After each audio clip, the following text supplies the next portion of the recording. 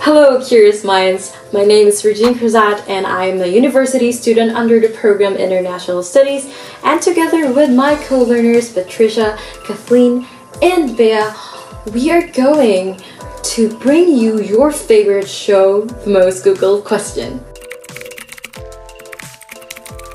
But this time, we have asked our fellow student what they would want to know about this dispute. Not a celebrity, but a dispute.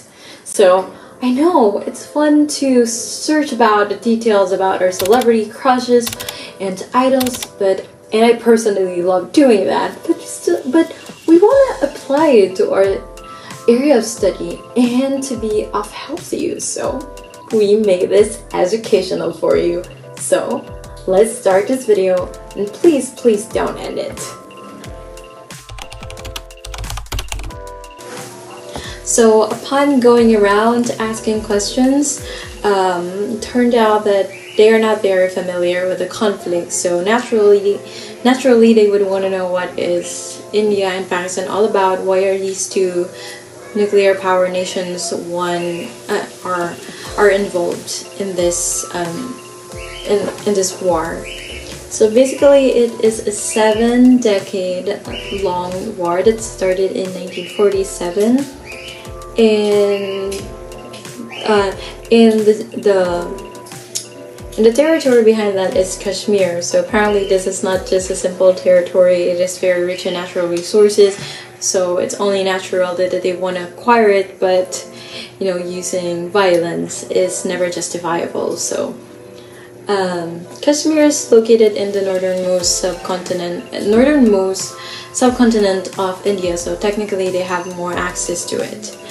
And it is home to a number of mountain ranges such as the Himalayan and the Karakoram mountain, and it is surrounded by a number of rivers also, and to name a few, we can reference the Jhelum and the Ravi River. So because of these features, agriculture is the main source of income in the area. And if you search about what it looks like, so you will understand why tourism is also one of the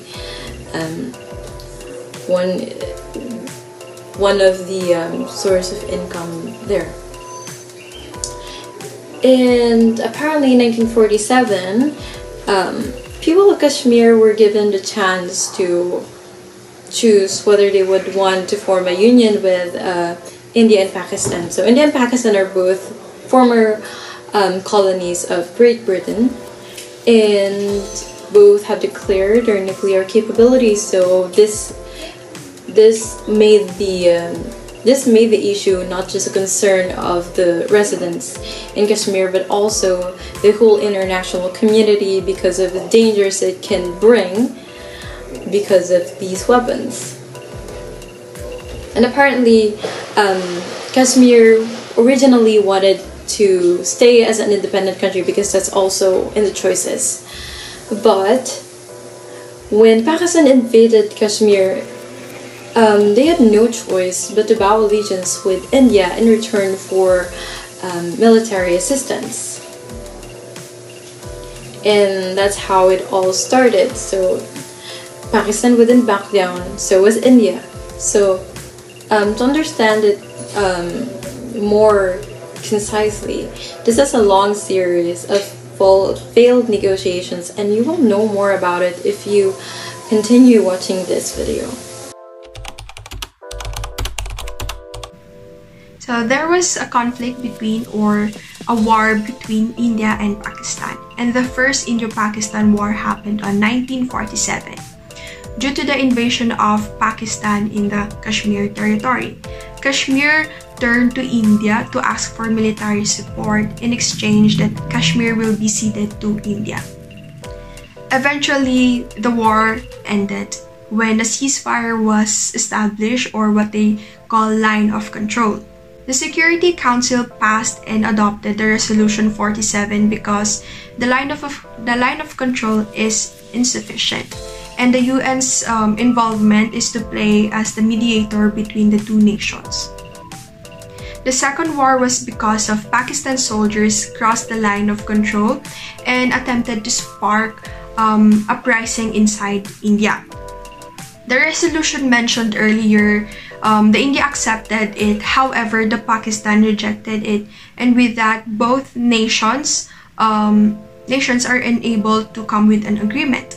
But representatives from both sides signed a statement reaffirming their commitment to peace. While the third one is about civil war within Pakistan, because Pakistan has been divided into two, the West Pakistan and the East Pakistan, who were demanding their independence, and eventually East Pakistan attained their independence and changed their name into Bangladesh. Nonetheless, the focus of the conflict is about the Kashmir region. India's point of view is that Kashmir is ceded to them through Maharaja's signed legally binding instrument. But Pakistan's claim is that Kashmir is illegally acquired.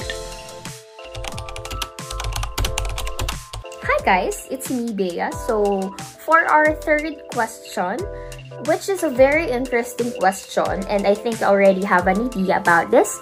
So who has the rights or has the jurisdiction in Kashmir Territory?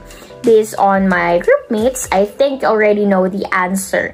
But let's further elaborate how things got there, okay? So the Kashmir Territory was a peculiar case, given that the majority of the people in Kashmir was Muslim and was headed by a Hindu ruler. You see, there's a little conflict in there. Okay, India being a secular state made Mountbatten recommend Kashmir to go with India. However, Hari Singh decided that Kashmir would be independent, even just for a meantime, as he feared that the conflict between India and Pakistan will cause harm to the people residing in Kashmir due to some religious differences, considering that there is a big factor that Muslims may not be happy to be with India. And same goes with Hindus and Sikhs over Pakistan. Okay, consequently, Hari Singh's decision of independence led Pakistani tribesmen and military to cross into Kashmir's territory. They attempt to take over the city of Srinagar through looting and plundering. With that, Kashmir's ruler Hari Singh made an agreement with India to help them get rid of the anarchy. So we're kind of getting there. We already have the hint who has somehow rights or jurisdiction over the Kashmir Territory. Okay, so with that agreement, it stated that they are with and will be surrendering Kashmir to them as a return. Then the first Kashmir War happened. That happened during the 1948, which is already discussed earlier. In 1948, the war went on and positions were made in the same year, and the agreement was established. It was established by a line of control or LOC, where India was left with around 2/3 of Kashmir's territory, and Pakistan controls over 1/3 of the region of Kashmir. Okay, so there are a lot of viewpoints provided by both countries or states.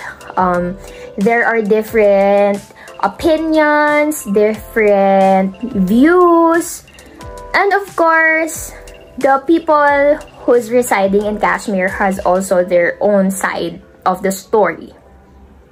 However, regardless of that, all viewpoints given,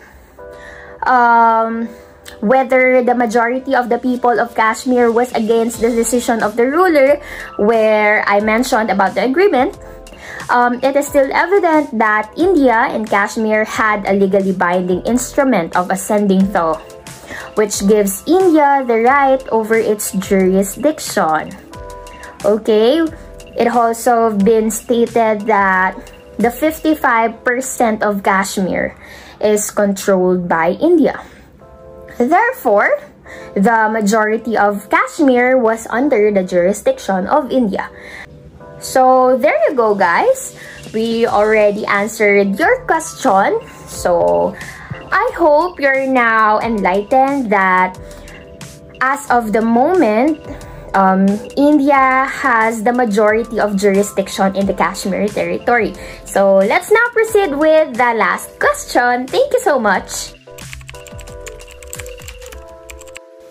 So now let's proceed with the most googled question, which is how did the war affect both nations? So the war between India and Pakistan has a lot of impact not only with their nation but as well as to the citizens who are living in their country. So among the consequences of war, the impact on the mental health of the civilian population is one of the most significant. So the studies of the general population shows a definite increase in the incidence and prevalence of mental disorders. Women are more affected than men, they say, and other vulnerable groups are children, the elderly, and the disabled. So prevalence rates are associated with the degree of trauma and the availability of psychical emotional support. So the use of cultural and religious coping strategies is frequent in developing countries. So wars have had an important part in psychiatric history in a number of ways. It was the psychological impact of the world wars in the form of shell shock that supported the effectiveness of psychological interventions during the first half of the 20th century. And it was the recognition of a proportion of the population not suitable for army recruitment during the Second World War that spurred the setting up of the National Institute of Mental Health, which is the difference in the presentation of the psychological symptoms among the officers and the soldiers open up new ways of understanding the psychiatric reaction to stress. So war has a catastrophic effect on the health and well-being of nations. And it's shown that the conflict situations cause more mortality and disability than any major disease. War destroys communities and families and often disrupts the development of the social and economic fabric of nations. The effects of war include long-term physical and psychological harm to children and adults as well as reduction in material and human capital. Death as a result of wars is simply the tip of the iceberg. So other consequences besides death are not well documented. So they include endemic poverty, malnutrition, disability, economic or social decline, and psychological illness, and to mention only a few. So only through a greater understanding of conflicts and the myriad of mental health problems that arise from them, coherent and effective strategies for dealing with such problems can be developed.